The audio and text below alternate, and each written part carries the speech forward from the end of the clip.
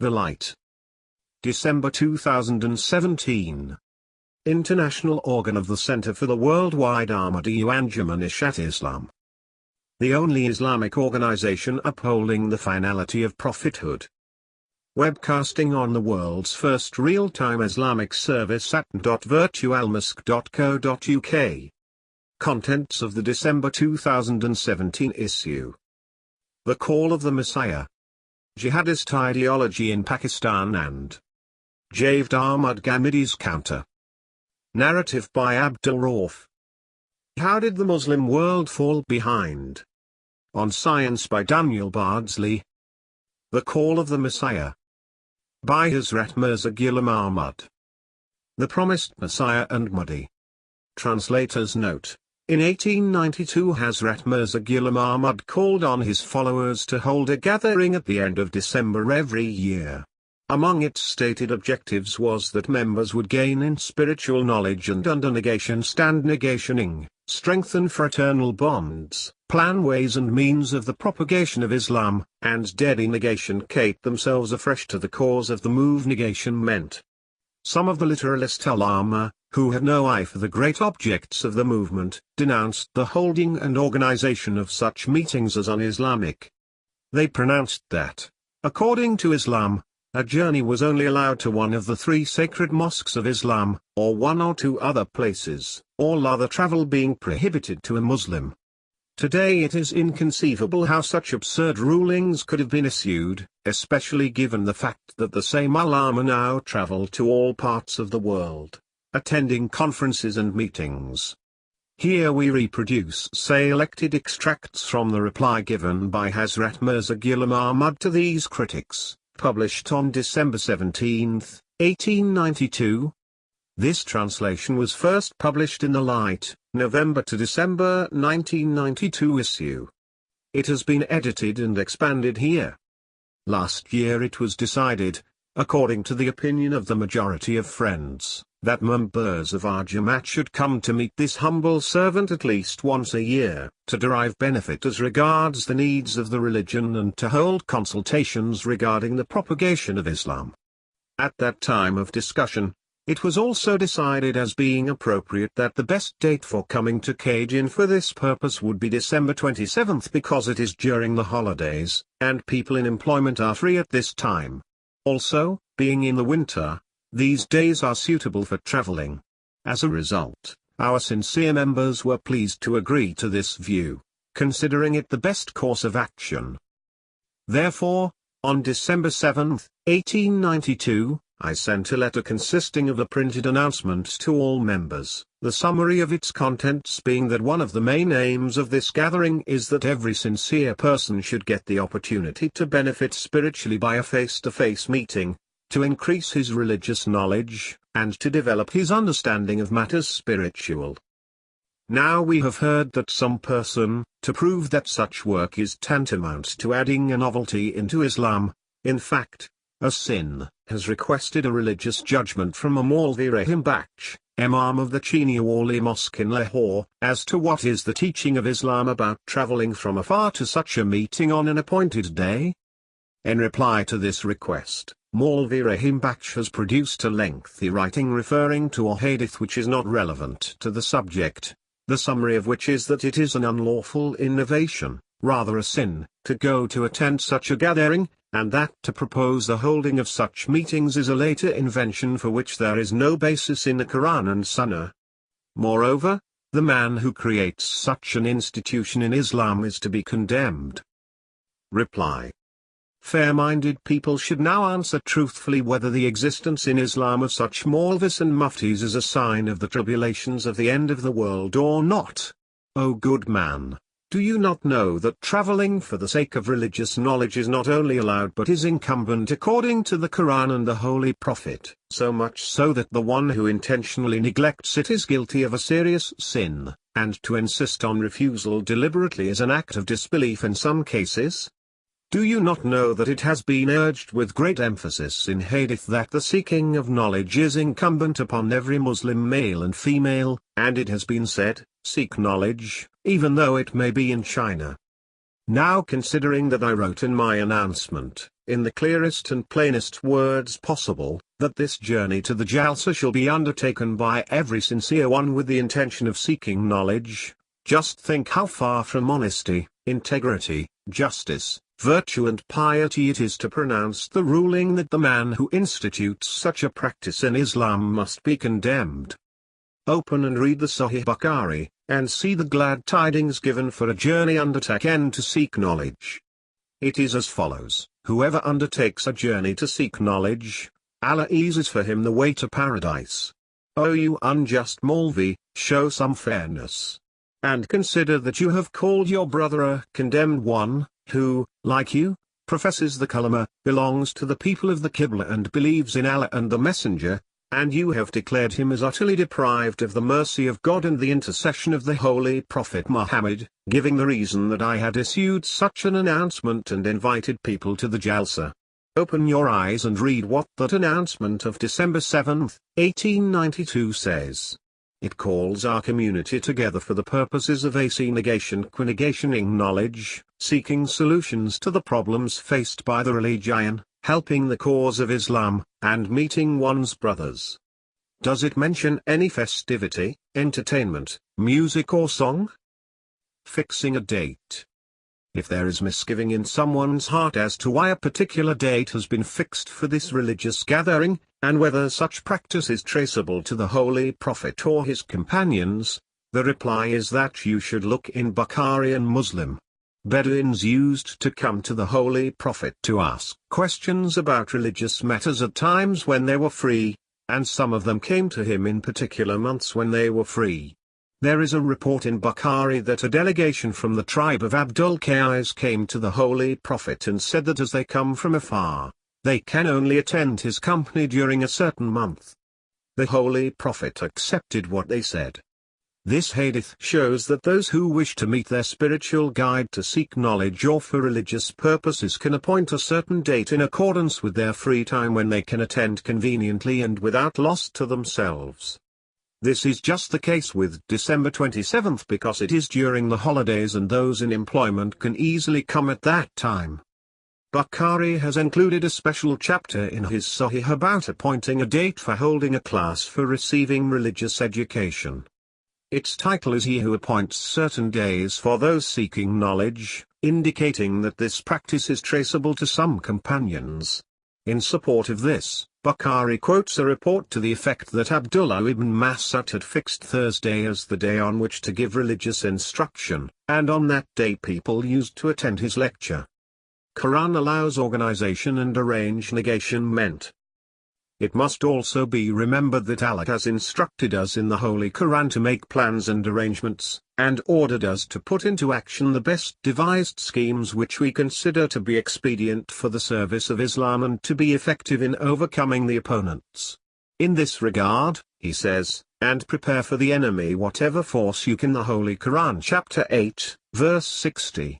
In other words, make every kind of preparation that you can against the opponents of the faith, and exert all the strength that you can for the propagation of Islam. Modern methods must be used in new times. Those who ponder over this verse can realize that in accordance with the hadith Assyrians are judged by intention. To devise some suitable system for the service of Islam is not an unlawful novelty or evil. As with the changing times, Islam faces ever newer types of problems, or the opponents attack us in new types of ways, so we have to adopt new means as well. Therefore, if we conceive of some method or remedy to combat these attacks which is appropriate for the present time, that constitutes the making of a plan and has nothing to do with bringing innovations into Islam. It is possible that, due to the enormous changes of the times, we may face certain new problems of a kind which even the Holy Prophet Muhammad did not face in the same form. For instance, we cannot fight wars of the present day in the earlier ways which are in the Sunnah because the techniques of warfare have completely changed in this age. Weapons used previously are now ineffective, and new weapons have been invented for fighting.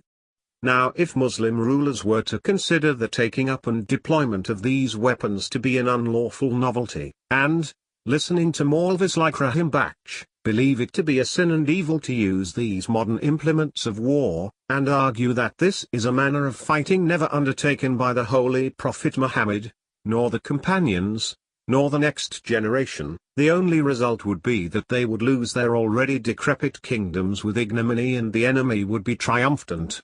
Therefore, wherever the making of plans and arrangements is required, for example, whether in case of physical or spiritual warfare, whether the battle is by the sword or the pen, the verse quoted above is sufficient for our guidance.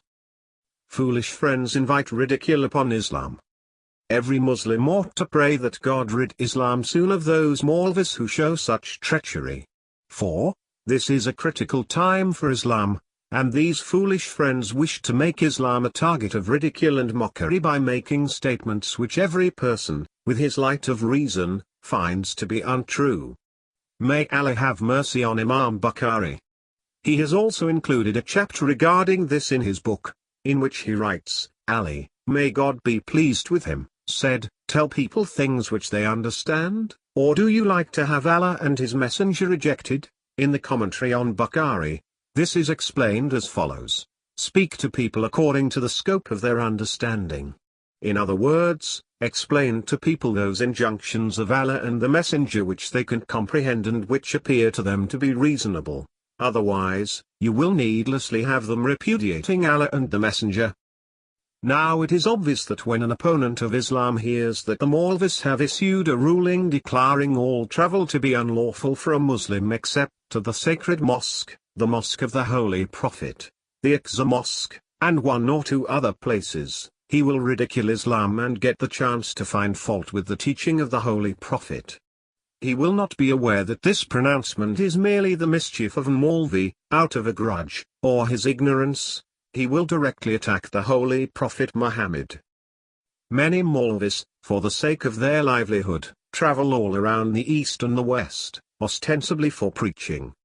Yet, such journeys are not considered objectionable, nor does anyone issue rulings that they have added novelties into Islam, or that they are evildoers and sinners. But when this humble servant, having been appointed to call to the truth by divine permission and command, invites his followers to come to gain knowledge, such travel is declared unlawful, and for this act, I am dubbed a reprobate. Is this the way of virtue and godliness? Progress is not unlawful innovation. Regrettably, these unwise people do not even know that planning and organization do not fall in the category of innovations. Every time and age requires new ways of organization. If new types of problems arise, what can we do other than devise new types of plans? When the true Sunnah has been safely preserved, and for the defense of that very Sunnah we need to use certain means, will they be called innovations? God forbid, certainly not. An innovation is one which in essence deviates from, and is contrary to, the Sunnah of the Holy Prophet, and the doing of which has been condemned and warned against in the teaching left behind by the Holy Prophet. If merely modern ways of working and new types of schemes are called innovations, then the number of innovations in Islam will be countless. The fields of grammar, literature and theology, and the writing of hadith and its compilation, would all be innovations. Likewise, traveling by railway train, wearing manufactured clothing, sending letters by mail, learning news by telegram, and fighting with guns and cannons, would all be in the category of innovations. In fact, to use guns and cannons will be not only an innovation but a major sin because, according to an authentic hadith, it is strictly forbidden to kill anyone by means of fire. Who could be a more strict follower of the Sunnah than the companions of the Holy Prophet? Even they did not consider the Sunnah to have the meaning which Rahim Baksh has given it. They carried out many new works of planning and organization which were neither done by the Holy Prophet nor mentioned in the Holy Quran. Just consider the new institutions established by Hazrat Umar, a list of which would fill a book. He introduced the Hijri calendar for Islam, appointed police constabulary for the security of cities, set up a proper office for the public treasury, devised rules and regulations for joining military service and obtaining leave from that service, prescribed codes of behavior for the conduct of war, pre-negation paired special instructions for dealing with financial lawsuits, and promulgated many regular negations for the safety of the public. I did nothing new of this kind. All I did was to propose a gathering to acquire knowledge, holding consultations on how to support the cause of Islam, and meeting of the brethren. Lastly, I wish to announce that if Maulvi Rahim Baksh still does not rescind his ruling, I place him under oath in the name of Allah that if he is a seeker after truth, he must come to see me in Qadian for a clarification of this matter. I will pay his travel expenses and will place books before him, and show him the Quran and Hadith, to prove that his ruling is entirely false and an enticement by the devil. The published announcement, from which the above extracts are translated, is dated the 17th of December 1892 and it was also included as an appendix in his book Aina Kamalat-i-Islam. End of article. FWU Journal of Social Sciences, Summer 2017, Volume 11, Number 1, 2733. Jihadist Ideology in Pakistan and Javed Ahmad Ghamidiy's Counter-Narrative. Abdul Rauf. University of Peshawar. Introduction. Jihadist ideology in the religious intellectual discourse, accelerated in the recent years in Pakistan, is having its roots in an atomistic approach to the holy texts and a narrative which sanctified the killing of non-Muslims and their Muslim collaborators alike. Ghamidi, born 1951, an ardent religious scholar, challenged the jihadists' ideology in its bases. The counter-narrative of Ghamidi on jihad, Muslims and non-Muslims relations, Islamic State or relation of religion with politics and many other issues cannot be easily ignored intellectually. His views are ingrained in the main Muslim religious treatise and have a profound divergence from the contemporary exclusivist interpretation or narrative of the Muslims. Ghamidiy's views, embedded in Faraila'i school of South Asia, a relatively unknown religious trend, is upholding a holistic approach to Quran based on structural and thematic coherence in Quran against the disjointed and isolationist approach of the dominant religious discourse that sometimes appeared in the shape of religious militancy. Pakistani society ridden with an armed religious conflict cannot overwhelm the militant elements through the use of force unless it is an encounter with a stronger ideological counter-narrative. Ghamidiy's work is relevant to societies elsewhere in the Muslim world also. In this paper, Roots and Standing of Ghamidi against the dominant religious discourse in Pakistan is investigated and evaluated in the light of his publications and his presentation in electronic media, while the same was adopted for the jihadist ideology and added with the stories narrated among the masses through the interaction of the research negation with the conflict-ridden areas in the northwestern part of Pakistan called Khyber Pakhtunkhwa and Fata. Pakistan, a geostrategic important country of South Asia, witnessed the worst kind of conflict resulting in the killing of thousands of people more than any other country including the US since 9/11. The menace has its roots in the region since the coming of the Saur Revolution, popularly known as the Communist Revolution in Kabul in 1978, the subsequent resistance by the people of Afghanistan and support of all major non-communist regimes in the world, particularly the USA during the Cold War years. The Middle Eastern Arab states were the other major actors in the region. The Afghan resistance movement was carried out with an ideology emanating from the modern Islamic revivalist thoughts in the 20th century, a conglomeration of thoughts of Abul Alabama Maududi of Pakistan, Sayyid Qutb of Egypt, Salafis who are non-conformists of Saudi Arabia, and Deobandis who originated in India in the 1860s.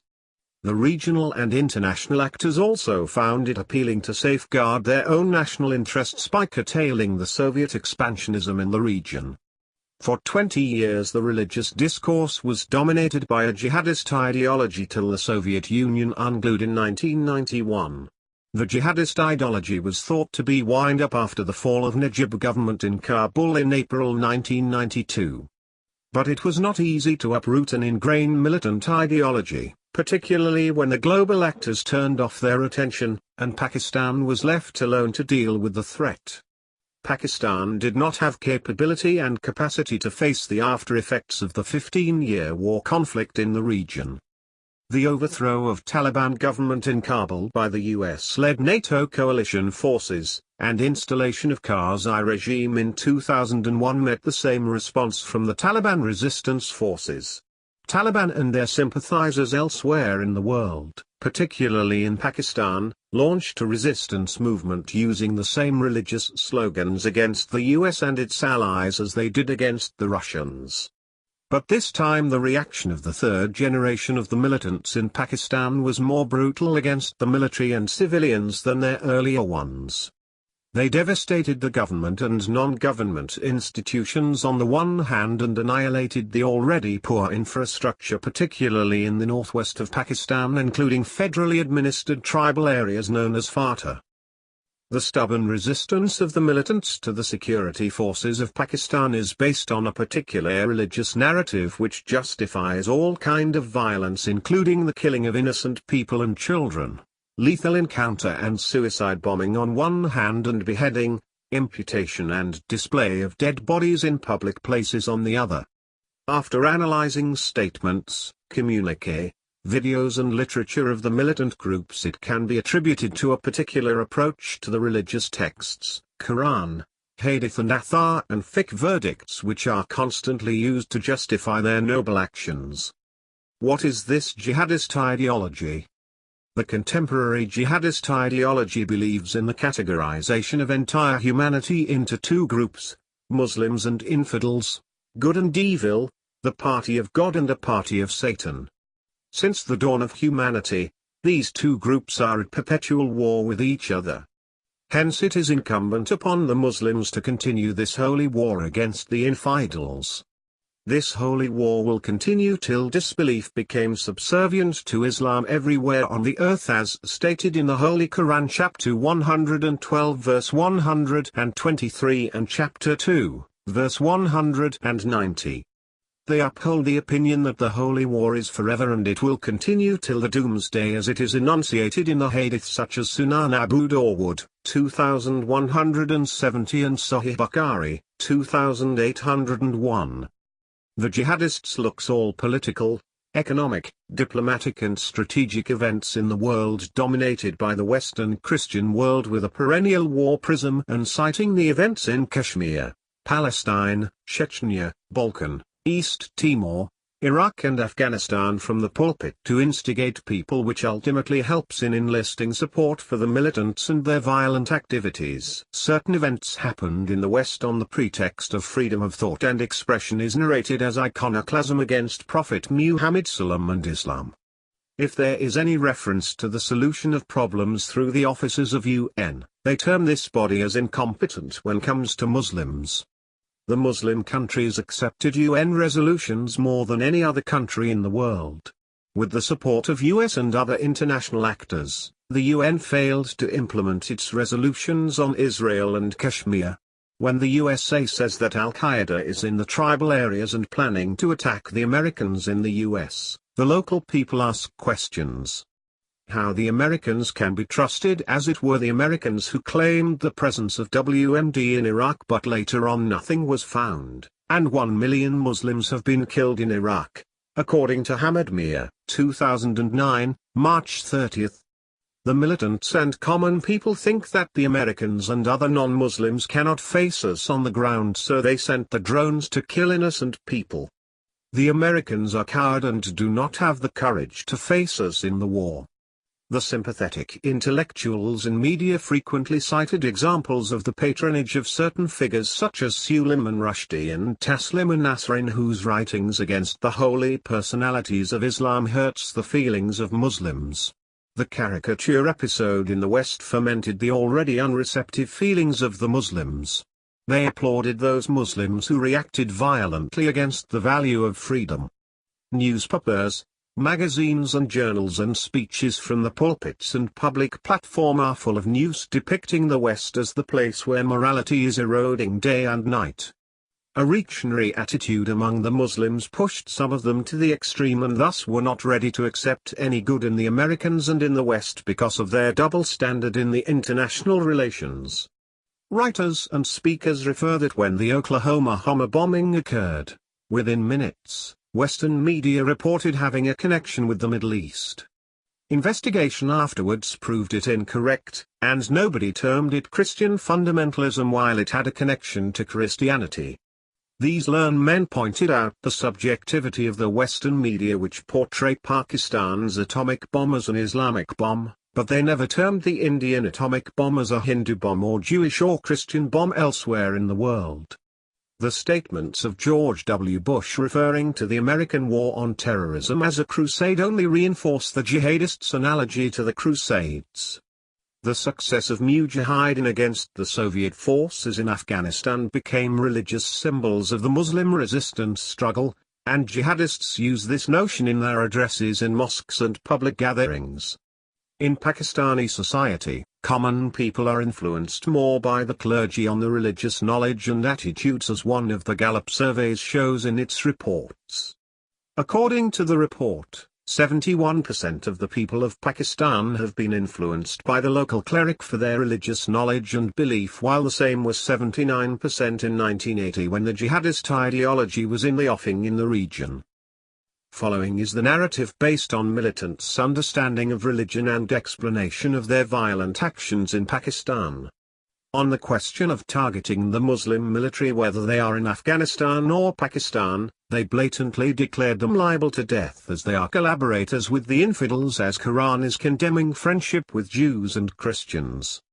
In terrorist actions, if civilians including children, women and old people get lost, the terrorists felt no excuse because such innocent people will be awarded paradise promised by God to the martyrs. When asked why they are conducting jihad in Afghanistan, their answer is if jihad in the 1980s was obligatory against the Soviet, then why it is not obligatory against the Americans now who are occupying Afghanistan. When it is said that attacks on the rulers of Pakistan are un-Islamic as they are Muslims, they reply that the then president of Afghanistan, Dr. Najibullah, was also a Muslim. Then why was he targeted by the then Mujahideen? When Najib was collaborating with the Russians, so is the case of Pakistani rulers. When it is asked, why are you killing the policemen and military soldiers, who are only earning bread for their children and thus should not be killed? The soldiers in Afghanistan and soldiers in Kashmir are also earning their livelihood, so why were they targeted? When it is said, due to the actions of Taliban hundreds of civilians are killed in Pakistan, they would say that the same civilians are killed in Kashmir, Iraq and Afghanistan by the enemies of Islam. When it is said that due to suicide bombing innocent people are killed, and thus Taliban are responsible for their killing. Here came a unique and interesting argument. They said if these victims are innocent then they will go to paradise, and thus the Taliban are doing good to them by sending them to the paradise. When they are asked why they are targeting the barber shops, they would reply that it is evil and there is saying of the Prophet to stop an evil with force. When asked why they are targeting schools, particularly girls' school, they will term these schools as the center of spreading Western values and cultures, and that girls should remain within the walls of their houses. Intellectual support from political Islam. The literature on political Islam that emerged and spread after the end of the colonial rule in South Asia, is considered to be the main source of support to the Taliban's plea to declare Pakistan as an un-Islamic state. Unconditional obedience to such a state is not binding upon the Muslims. The concept of establishment of an Islamic rule as mandatory for the Muslims is articulated in the contemporary revivalist literature and thus greatly supported militants in receiving logistic, cash and human resource assistance from the sympathizers of this thought. Increased complaints against governments, failure of civil servants in service delivery, packed on ethnic and cultural susceptibilities and peasants' class grievances especially in Swat also contributed to the ongoing jihadist narrative. However, the most important factor used by the militants is an upsurge for Islam in the modern world. These militants effectively manipulated the reliable religious signs and emblems, mainly from history, that carry great appeal to several people who accept it on the promise of the establishment of a religious society free from social inequality and every kind of injustice, and on the other a promised permanent happy life in the hereafter. They refer to the Islamists' failure of the peaceful political struggle to bring a change in society, for example Algeria in 1991 and Gaza in 2006. These militants emphasize on the accuracy of their tools and methods for the establishment of a paradise on earth, that is Islamic State. The argument proved to be a very important mobilizing factor by the militants and its diffusion among the apparently peaceful Islamic organizations such as Tablighi-Jamaat and particularly Jamaat-e-Islami by the use of modern technology such as the Internet, mobile, social media and video clips. Looking to the jihadist ideology, some scholars substantiate the opinion that Islam is inherently violent, and they brought evidence from the texts and actions of these militant Muslims. The greatest target of jihadist ideology is democracy and freedom. In the latest video of Mullah Fazlullah, leader of the Tehrik-i-Taliban Pakistan, ridicules Western life, branding democracy a lion forbidden and declared it kufr and haram. They do not endorse the concept of popular sovereignty and consider it contrary to the supremacy of God. The rule of democracy is the rule of disbelief, and any call to it is a call to kufr system. They are against all kinds of democracy and uphold the idea of a universal caliphate.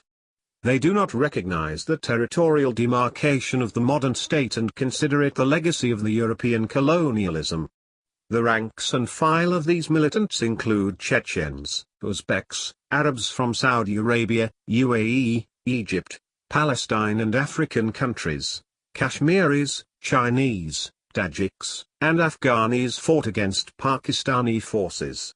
In the jihadists' narrative, freedom is restricted to the limits demarcated within the Sharia laws. Freedom in the West is portrayed with lewdness. Freedom of expression and faith is selectively allowed. A person who left Islam is an apostate and thus is liable to be put to death as stated in the Hadith. In many cases when is accused of blasphemy when attacked by the mob, the jihadists implicitly supported them. The women folk were specially targeted in society. In their dominated areas girls were not allowed to attend schools, and whenever they were in the position they either closed those schools or destroyed them. In the jihadist narrative, for women, there are only two places, either home or grave. Basis of the jihadist ideology in the religious text. The jihadist narrative in Pakistan and elsewhere in the world is based on an atomist approach to the religious texts. According to this approach, a passage is taken from the Holy Scripture and is interpreted in the light of tradition, literature and practices of the early companions of Prophet Muhammad ﷺ. Applying this method, the jihadists concluded, for example, Jews and Christians cannot be your friends. The Holy Prophet instructed to eliminate all non-believers from the earth. Jihad as war is obligatory upon Muslims.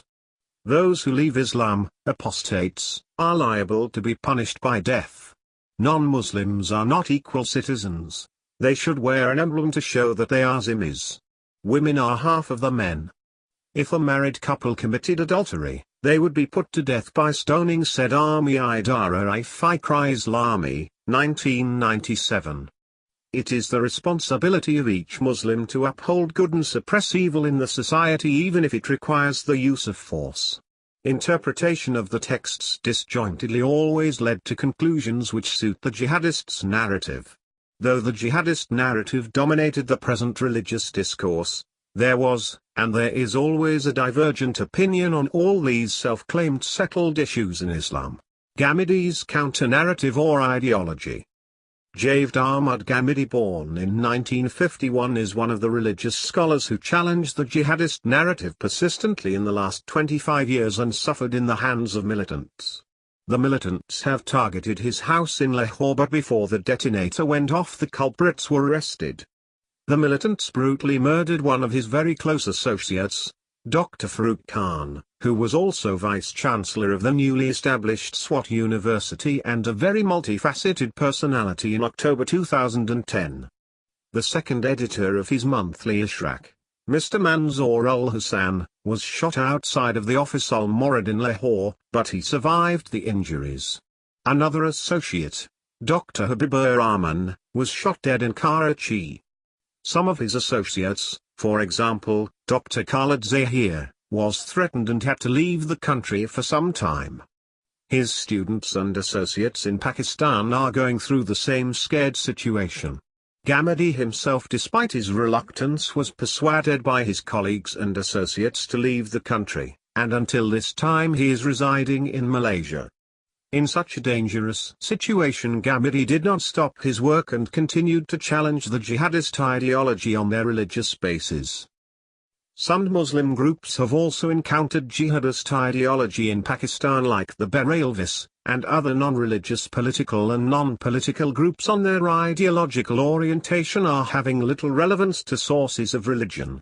Ghamidi's case is different because he encounters them in the religious precepts which the militants produce in their support. Ghamidi inferred differently from the same sources with apparently convincing arguments and thus left little space for the exclusivist ideology of the jihadists. Ghamidi's counter-narrative is humane, pluralistic and all-inclusive. Ghamidi's discourse is revolving around the principles of understanding of religion from its scriptures, primarily based on the Fara'i hermeneutics. Hamaduddin Fara'i, an exegete of the first quarter of the 20th century, educated in religious discipline from the ulama of that time and modern education from Aligarh College, the prime modern educational institution of the Muslims of South Asia, who later on also became a teacher in the Allahabad University and signed Madrasatul Islam. He propounded a new school among the Muslims, emphasizing upon adopting a coherent approach to the Holy Quran, very rarely referred in the past. His student, Amin Ahsanilai, forwarded the concept into a whole system and completed his 9-volume exegesis, Tadabbur Quran, on the same principles.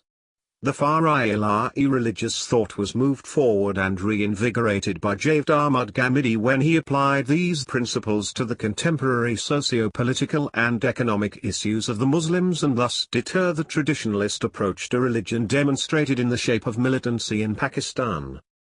According to Fara'i principles of understanding the Holy Quran, the concept of nazm or coherence is the fundamental principle. According to Eli, to understand Quran, the following principles, which are of two kinds, must be followed: 1, internal, and 2, external. In the internal principles, he included the language of the Quran, coherence and clarification with the help of the Quran. While the external principles include constant practices of the Holy Prophet, Hadith and previous exegesis, previous holy scriptures and Arab history. Ghamidi adopted and followed Fara'i and Ila'i in interpreting the text of the Quran and other religious precepts, and thus reached to certain conclusions mostly contradictory to the jihadist interpretation of the Quranic verses. Another distinctive and important point of deviation of Ghamidi is the law of finality of testimony. Ghamidi extensively applies the law originally derived by Ila'i in the socio-political realm of affairs, and thus lead not only to different but in some cases even opposite to the common understanding of religion.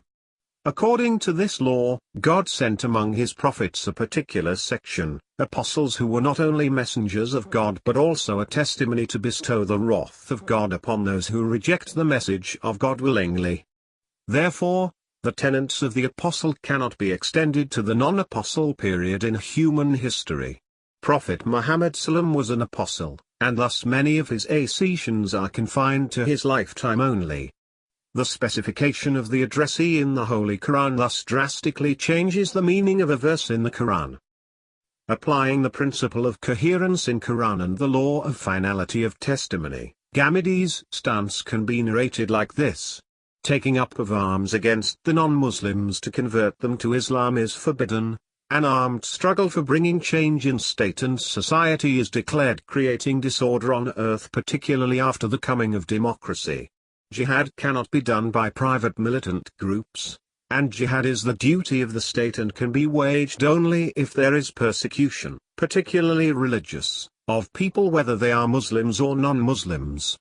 There is no compulsion in religion, and thus death for the apostate was confined only to the time of Prophet Muhammad Sallam. Islam and state was declared separate. It is individual who is the addressee of Islam and not state. It is individual who will be accountable before God. Ghamidi declared that the modern state is having no religion and thus the non-Muslims should have an equal footing while deciding the nature of a state. However, the decision of any government in ordinary matters should be carried out on the principle of majority. The role of religious scholars in society is very much deviated what God has inscribed for them in Quran. Conclusion. Javed Ahmad Ghamidi is among those few religious scholars in Pakistan who tried to disentangle the domain of profane life from the religious life and thus confront the jihadist who tries to intermingle religion with the worldly matters and raise hue and cry as Islam is in danger. He in his discourse challenged the plea of the jihadist in the very context of religion, that is Quran and Sunnah. His ideas greatly appealed to the modern educated minds of Pakistan to see Islam, not as a religion of violence and terror but a peaceful religion for the entire humanity. He also raised his voice against the marginalized classes in society such as women and non-Muslims, something very rare from a Muslim religious scholar. Because of his innovative ideas he and his associates faced irritation of the religious people which resulted even in an attempt on his life and his associates in Lahore, Karachi, and Martin. However, this did not help to silence his voice. The alternative religious narrative of Ghamidi may provide such a ground to all those elements who want to end the conflict having its roots in religion. The current Muslim religious scholarship and Pakistan's policy makers need to give attention to this counter-narrative against the popular jihadist narrative in Pakistan. However, the acceptance of Ghamidi's counter-narrative depends on many socio-political and international factors as well. The geostrategic dimension of the conflict in the region is subsiding to a great extent the alternative narrative in Pakistan. End of article. How did the Muslim world fall behind on science? And how can it thrive again? Debate comes as research and development spending rises in Gulf states. By Daniel Bardsley. It is a question that has long vexed researchers from this region. Why did the Muslim world, which once led the way in science, fall behind? The issue is as pertinent now as ever, with the Middle East still lagging behind the global average when it comes to spending on research and development and concerns continuing over a regional brain drain. To look for answers, earlier this year a task force on culture of science in the Muslim world was set up, bringing together nearly a dozen Muslim scholars, several of them scientists, based in countries including the UAE, Pakistan, Malaysia, Lebanon and Australia.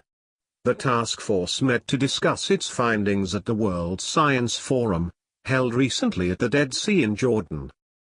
A key area of interest is why the innovation of the Islamic Golden Age, which ran from about the 8th to the 13th centuries, was not carried through until later periods. I think the Golden Age started in the 7th century or the beginning of the 8th century and it was energized by our theologians taking the Greek philosophy, the rationalist philosophy as a means to work out quarrels they were having about the divine text, the Quran, said Professor Jel Lezine, a professor of systems theory and control at the University of Tunis El Mana in Tunisia and one of the task force's members. Baghdad was among the epicenters of these activities and the famous Beit al-Hikmah or House of Wisdom, a library, was the mecca of scientific research and where all the scientists from all over the world and all faiths came to study and contribute to that enlightenment. Professor Rezine feels that scientists are particularly suited to coming up with answers about what happened because they have some understanding of science and the practice of science. They can cast a neutral look. One has to have a reasonable methodology, be as objective as possible, leaving biases as far as possible, and limit one's analysis to key events that we call bifurcation points or events that might look at the time insignificant, but can really help to facilitate the emergence of large dynamics, he said. Such large dynamics could have had consequences that last until the present day. Globally, spending on research and development averaged 2.23% of GDP in 2015, AC according to World Bank figures, but in most of the Middle East, it is far lower. In the UAE, for example, the figure in 2015 was 0.87% of GDP, while in Saudi Arabia, it was 0.82% in 2013, the most recent year for which data is published. In Kuwait, 2013's figure was just 0.30%, while Oman recorded 0.25% in 2015. Many other Arab countries, especially those in turmoil because of conflict, have much lower R&D spending. However, investments in R&D in the Arab world are increasing, with the UAE's 2015 figure almost double that of 4 years earlier, while in Saudi Arabia there was a tenfold increase in research and development spending between 2003 and 2013. Spending worldwide has increased much more modestly, from 1.97% of GDP in 2015 to 2.23% in 2015. When it comes to understanding why the Muslim world fell behind at the end of the Islamic Golden Age, Professor Rezain says that 3 factors should be considered. He describes them as the rulers, the religious and the rationalists, which equates to religion, politics and science. Understanding how those in power regarded science helps to explain trends. Among the key historical figures is Al-Ghazali, a Persian philosopher born in the 11th century. He refused the existence of cause and effect outside the divine will, said Professor Rezain, who shares the view of many observers that Al-Ghazali limited scientific progress in the Islamic world. Although the Marrakesh-born 12th century polymath Averroes forcefully took a different view in his writings, defending the philosophy of the likes of Aristotle against attacks by Al-Ghazali, Professor Rezain feels that the course had been set. It was extremely difficult to rebound from Al-Ghazali's spell, he said. It was, he says, the interaction between the church, the scientists and the politicians that enabled the West to pull ahead after a long period of trailing the Muslim world. While researchers will continue to have different interpretations of why the Islamic world's preeminence in science was lost, Professor Rezain is clear that the achievements of the Islamic Golden Age are often inadequately recognized. He cites Ibn Khaldun, an Arab intellectual born in Tunis in 1332 whose writings covered many subjects. Professor Rezain says that much of what was written by Adam Smith, the Scottish author of the highly influential The Wealth of Nations, was influenced by Ibn Khaldun. The Western world took a lot from that period, he said. He came at the end of the Golden Age, but he's also a modern man. He came at the junction between the end of the Golden Age and the beginning of the Modern Age, so he's a great witness to this metamorphosis. A must to read. Professor Rezain says that new areas of science can offer insights into historical events and could encourage better outcomes in the modern world. It's a very, very wide problem and there's a need to do something much deeper to analyze things in an objective scientific manner using the new sciences of psychocognition, complex dynamic systems and other new fields to develop more relevant conclusions, said Professor Rezain. The objective is to reignite the practice of science in the Muslim world for the benefit of Muslims and the rest of the world and for peace on earth. End of article, end of December 2017 issue of The Light.